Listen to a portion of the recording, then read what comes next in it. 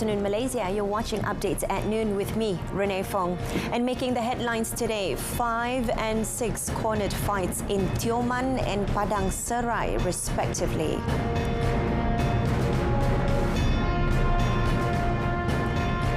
Flood preparedness notice issued for 7 states.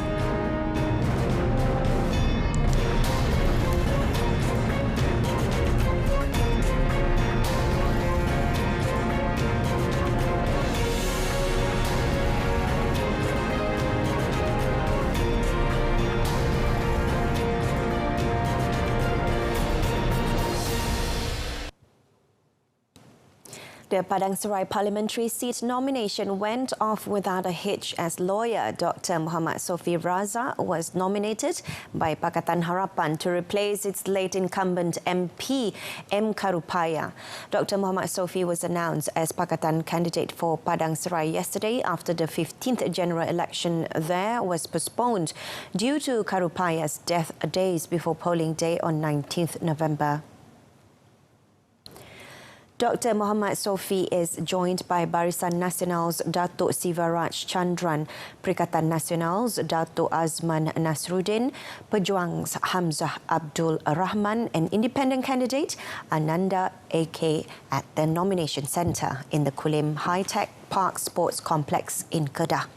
Warisan's candidate Muhammad Bakri Hashim was not present. The Perikatan and Barisan supporters turned up in full support with both congregations braving the morning heat to chant their respective party names. In GE15, Karupaya, 68, who was the incumbent MP, passed away 2 days before polling day. The 6-way tussle will now take place over the span of the next 14 days. The Election Commission has set polling day on 7th December with early voting on 3rd December.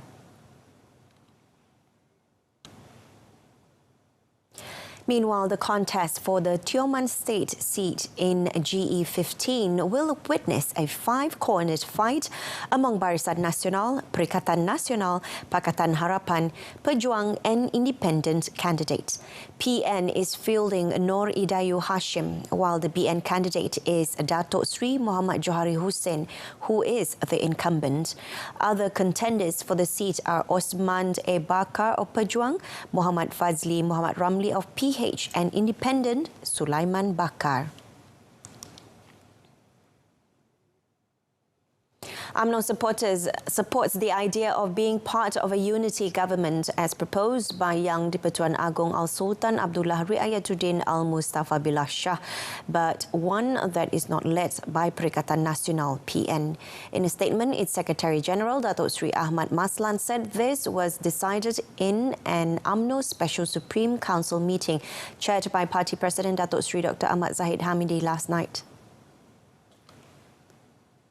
Elaborating further, Datuk Sri Ahmad Maslan said the Supreme Council has unanimously decided to support and uphold the proposal of the Yang di-Pertuan Agong for Barisan Nasional BN to consider participating in a unity government. He also said that the Supreme Council had agreed for all of its party representatives who won parliamentary seats in the 15th general election to comply with and accept any form of a unity government or any other forms of a government that has been proposed by His Majesty.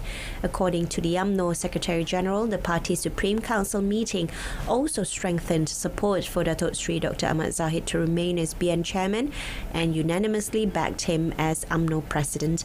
He said the council also took note of and reviewed in detail both discussions carried out by the BN negotiation committee with Pakatan Harapan, PH and PN. Datuk Sri Ahmad Maslan further noted that the 2022 UMNO General Assembly would be held on 21st to 24th December. Police detained a former activist known as Hugh Kwan Yao or Superman Hugh in Puchong Jaya, Selangor yesterday to assist in investigations in relation to his speech at a ceramah during the 15th general election. Pahang Police Chief Datuk Sri Ramli Muhammad Yusof said the man aged 52 was arrested at 7 p.m. by a police team from the Criminal Investigation Department JSJ Pahang Contingent Police Headquarters and assisted by the Bukit Aman JSJ. Commenting further through a statement released, Datuk Sri Ramli said on 17th November his team carried out an investigation in the case of viral video in which Hugh, who was one of the campaign speakers, delivered a speech in Cantonese which is believed to have contained elements that could threaten public order in Raup Perdana, Raup. He said part of the video recording of the talk has been circulated in the mass media and social media and received negative reactions from the community. According to the State Police Chief, the investigation was carried out in accordance with Section 4A of the Election Offences Act 1954, which is the offence of developing ill feelings or enmity, and Section 505, subsection B of the Penal Code, which is the offence of issuing statements that could likely cause public alarm. The investigations are also being conducted in accordance with Section 233 of the Communications and Multimedia Act 1998, which is an offence for the improper use of telecommunication network facilities. He said further investigation of the suspect will be conducted at the Dangwangi Police Headquarters, Kuala Lumpur, after the remand application is made. The Department of Irrigation and Drainage, DID, has issued a notice of preparedness in the event of floods involving several areas in 7 states, namely Johor, Kelantan, Negeri Sembilan, Pahang, Pulau Pinang, Selangor and Sarawak. In a statement released, the DID said that based on rain forecast information alerts by the Malaysian Meteorological Department, Met Malaysia, Southeastern Asia Oceania Flash Flood Guidance System and the Department Flood Forecast Model, there is a risk of flash floods in some location in the event that significant heavy rain or thunderstorms occur. The statement also said the notice of preparedness has been issued to enable all residents, especially in the areas at risk, to be on alert in the event of flash floods during this period. In Johor, among the areas involved are the Batu Pahat District, Kota Tinggi District, Mersing, Muar and Tangkap. Meanwhile, in Kelantan, the areas involved are Kota Baru, Mukim Padang Bungor, Mukim Pancor, Mukim Pulau Panjang and Mukim Tebing Tinggi, whereas in Negeri Sembilan, the areas involved Mukim Jimah as well as its surrounding areas. In Pahang, the areas involved are Rompin and Temerloh, whereas in Pulau Pinang, the area at risk is Seberang Perai Utara. In Selangor, the area involved is Sepang, whereas in Sarawak, it involves the Miri Division.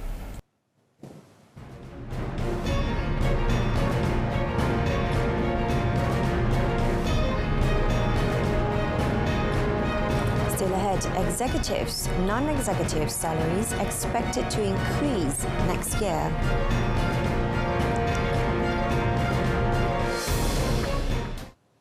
Salaries for executives and non-executives in Malaysia are expected to increase by 5.44% and 5.43% respectively in 2023, according to a survey by the Malaysian Employers Federation MEF.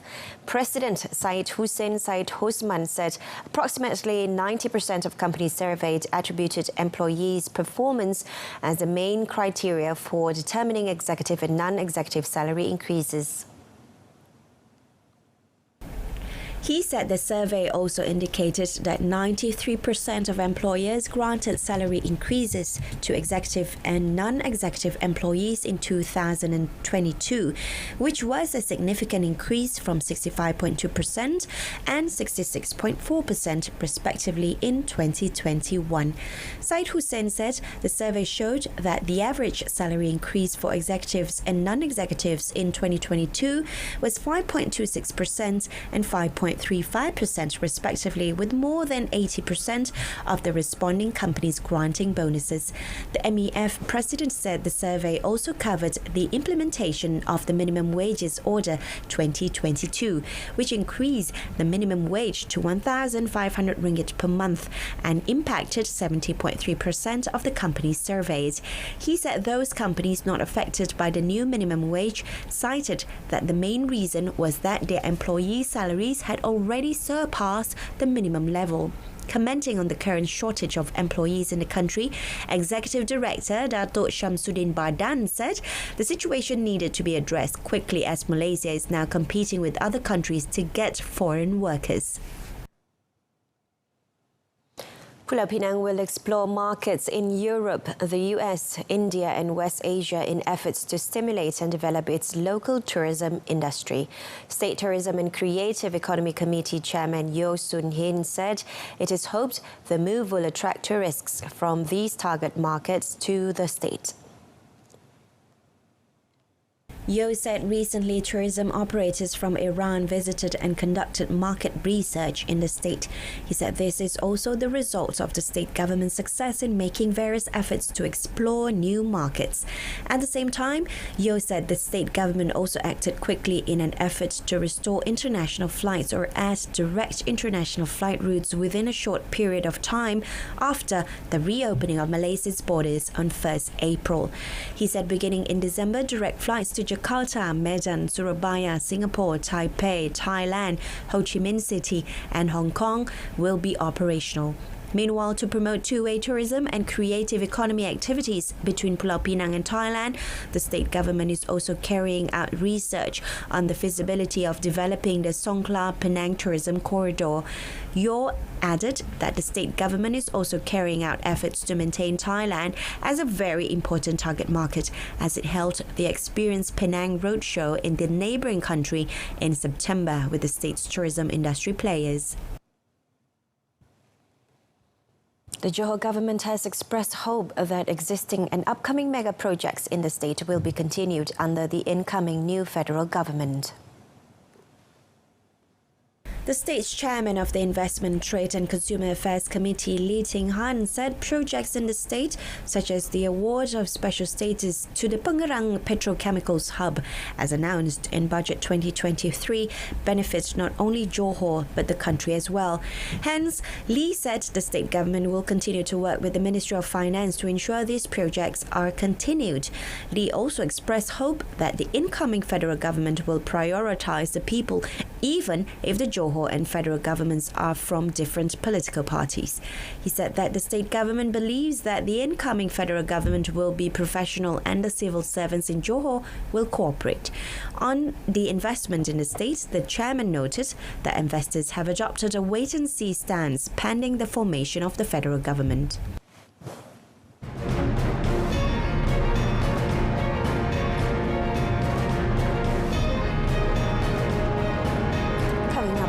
Foreign segment, Indonesia quake survivors appeal for supplies.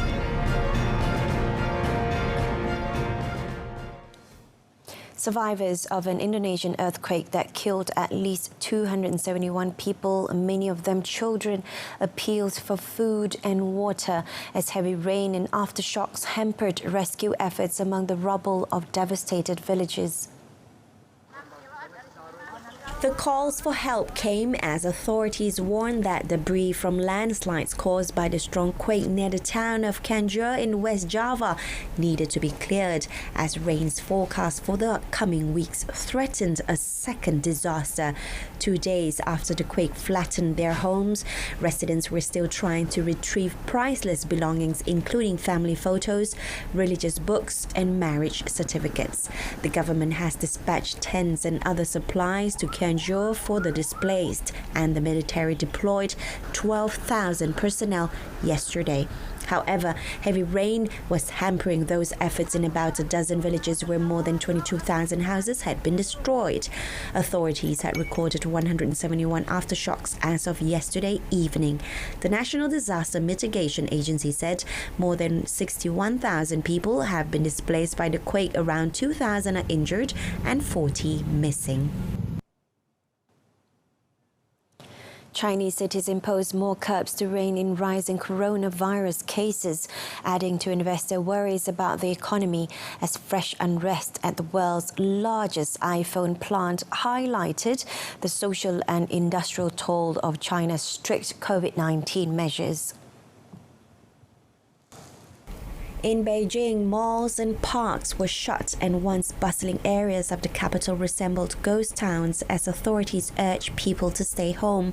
The Hainan Island resort city of Sanya barred people from going to restaurants and malls within 3 days of arrival, and numerous cities across China have imposed localized lockdowns as infections neared highs seen in April. The measures are darkening the outlook for the world's second largest economy and dampening hopes that China would significantly ease its outlier COVID stance anytime soon, as China faces its first winter battling the highly contagious Omicron variant. China's COVID curbs, the tightest in the world, have fueled widespread discontent and disrupted production at manufacturers, including Taiwan's Foxconn, Apple Inc.'s biggest iPhone supplier. Yesterday's footage uploaded on social media showed Foxconn workers pulling down barriers and fighting with authorities in hazmat suits. The unrest follows weeks of turmoil, which has been scores of employees leave the factory over COVID controls.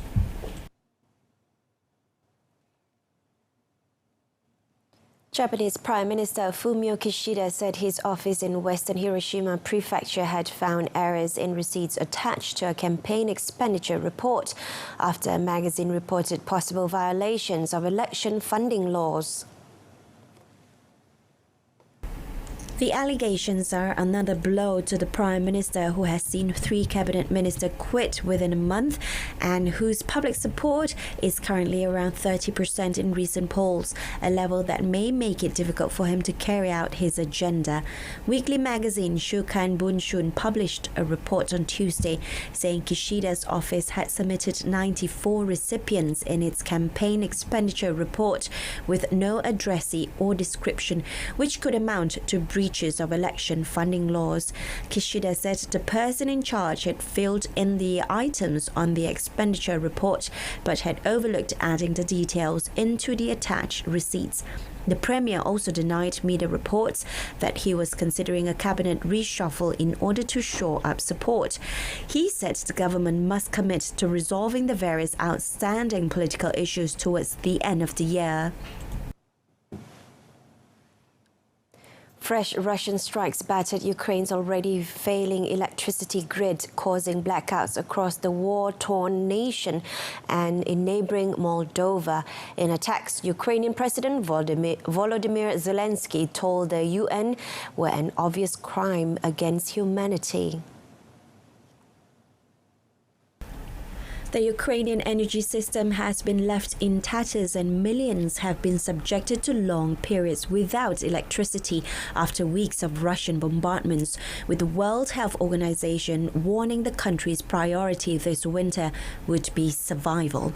Ukraine's military said Russian forces had fired around 70 cruise missiles at targets across the country yesterday and also deployed attack drones. The strikes piled pressure on the Ukrainian grid, disrupting power supplies in southern and eastern regions with water and electricity cuts in the capital, Kyiv. Енергетичний терор – це аналог застосування зброї масового ураження. Коли на вулиці мінусова температура, а десятки мільйонів людей внаслідок влучання російських ракет по енергооб'єктах залишаються без електрики, без тепла, без води. Це очевидний злочин проти людяності. Officials said the strikes killed at least 7 people and disconnected 3 nuclear power stations. Ukrainian Foreign Minister Dmytro Kuleba said the latest Russian salvo was a response to a decision by the European Parliament to recognize Russia as a state sponsor of terrorism over its 9-month invasion of Ukraine. The European Space Agency ESA yesterday named the first ever parastronaut in a major step towards allowing people with physical disabilities to work and live in space. The 22-nation agency said it had selected former British Paralympic sprinter John McFall as part of a new generation of 17 recruits picked for astronaut training. introducing in the McFaul will take part in a feasibility study designed to allow ESA to assess the conditions needed for people with disabilities to take part in future missions. He will join 5 new career astronauts and 11 reserves in training after ESA replenished its astronaut ranks for the first time since 2009. ESA posted openings last year for people fully capable of passing its usual stringent psychological, cognitive, and other tests, who are only prevented from becoming astronauts due to the constraints of existing hardware in light of their disability. It received 257 applications for the role of astronaut with a disability, a parallel role that it terms parastronaut. Following a motorcycle accident that led to his right leg being amputated at the age of 19, McFaul went on to win the 100 meters bronze medal at the Beijing Paralympic Games in 2008. He will help ESA engineers design changes in hardware needed to open professional space flight to a wider group of qualified candidates. versatile payload capacity.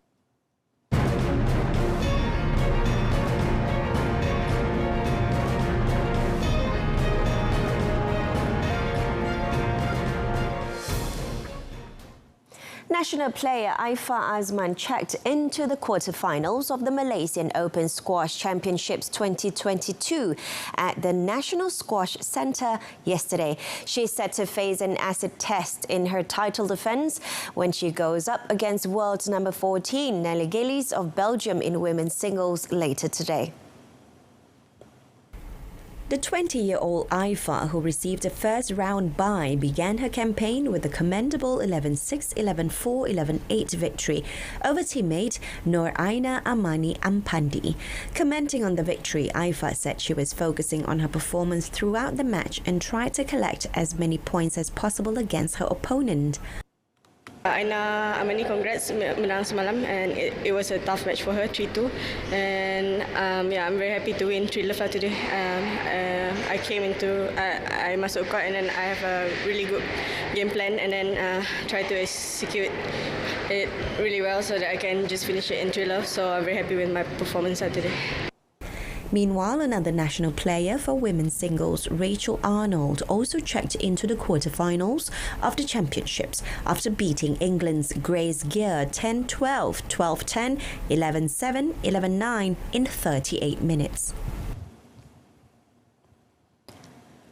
Late goals by substitutes Ritsu Doan and Takuma Sano gave Japan an incredible 2-1 comeback victory over Germany in the World Cup in another emotional fillip for Asian soccer after Saudi Arabia's shock win over Argentina. In another Group E match, former champion Spain got their World Cup off to a pulsating start with a record 7-0 rout of Costa Rica as a Ferran Torres brace and a sumptuous strike from Gavi sent them past the 100-goal mark in soccer's showpiece event. Finds the gap. Spain were in control from the first kick, with Costa Rica dizzied by their early onslaught and unable to find any rhythm. Spain went ahead 11 minutes in when man of the match Gavi put the ball into the path of Dani Olmo. Spain got a second on 21 minutes when Jordi Alba's neat pass across the box found Marco Asensio, who fired low past Neves. Spain were awarded a penalty around the half-hour mark.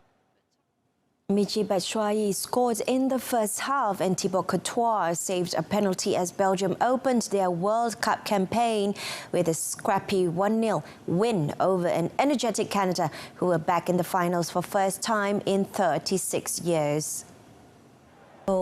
Canada looked as if they would register their long-awaited first goal when Belgium's Yannick Caraves an historic score by stopping his weak spot kick. The Canadian attack continued to goalkeeper Milan Borjan in the 44th minute. The second half was more even, with both sides generating chances but unable to score. The victory And with that, we end today's updates at noon. In our top story, 5 and 6 cornered fights in Tioman and Padang Serai, respectively. Tune in to news at 10, coming up at 10 p.m. on My Freeview, saluran Berita RTM channel 123. Now, here is a video of one of the world's best speed flyers, Valentin Deluk, who recently went for a spectacular flight through Turkey's iconic Cappadocia region. Thank you for watching. I'm Renee Fong, and have a pleasant afternoon.